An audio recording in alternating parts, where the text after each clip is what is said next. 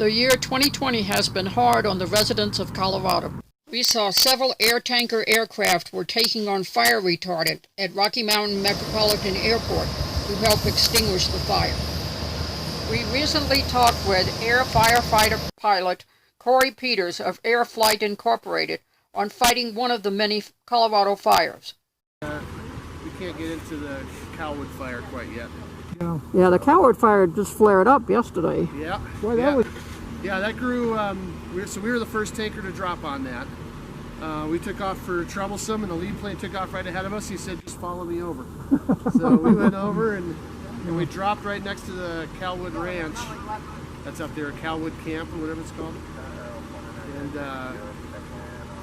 that fire grew 7,000 acres in about 3 hours. It typically doesn't like going downhill, and that went from 9,500 feet down here to 6,500 feet in about 3 hours. It was incredible. Yeah. We'll see. I think we'll be going before too long. How long does it take you to get from here base after you've put on retardant and fuel? How long does it take you to get over to, like, say, the Cowwood fire? Like the Cowwood fire would take less than 5 minutes. Less than 5 minutes. Okay. Yeah. So 2 of our flights yesterday were less than 15 minutes long total from leaving the pit here to dropping on the fire and then being back into the pit.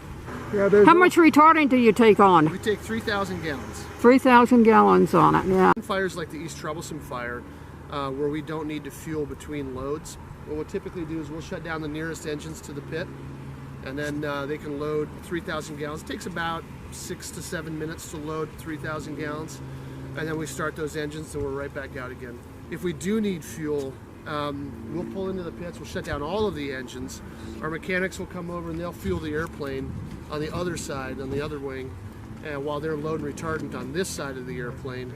And right about the time they're done loading, the fuel truck's pulling away and we're starting engines and getting right back out to it. So, yeah, they got a great crew. They got both full-time staffers that work with the Forest Service, and then also we've got some guys from Denver Fire who are here right now helping out, and they're doing an outstanding job, especially on a day like yesterday, where you've got 3 to 4 tankers that are doing loads every 15 minutes.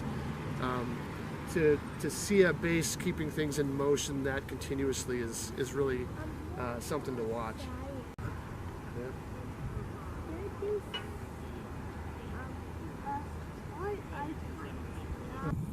We tried to launch the helitac guys out of here. They weren't able to actually set down. It was too windy.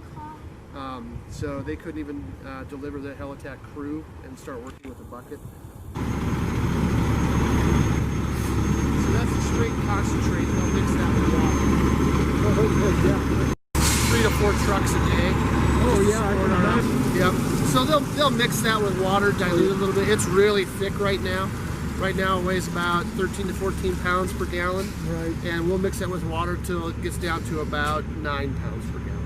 Just under 9 pounds per gallon.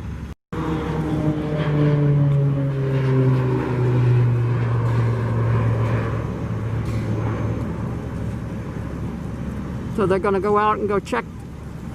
Yep, so they're heading to the East Troublesome fire over by Kremling. And they're going to go out and check and see what the air conditions are over there. Based on the weather reports that we were looking at, she's already in the clouds. Based on the weather reports that we were looking at, we could take off out of here under instrument conditions, take the load over to there, and descend down to the fire. It was clear enough over there, over by the fire.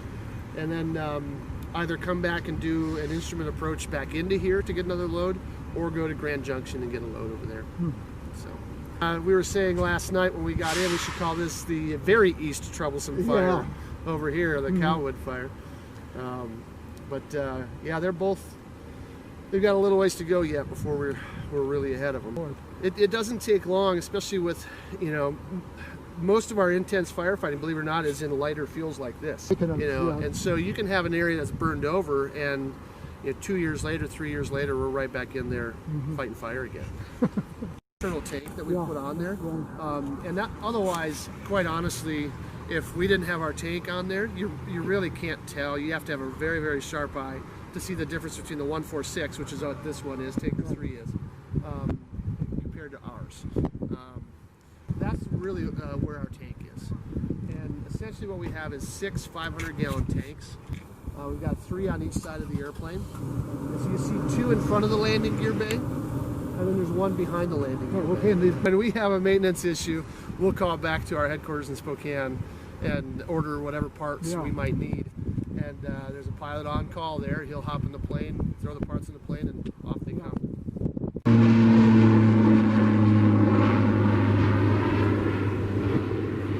Kids for Christmas, but that plane was out until I believe the 1st or 2nd of January. Oh, good God. And then we got a request to go back out on the 28th of January that year. So we were only, one of our airplanes was only home for about 4 weeks and right back out. So I think this might be another one of those kind of years.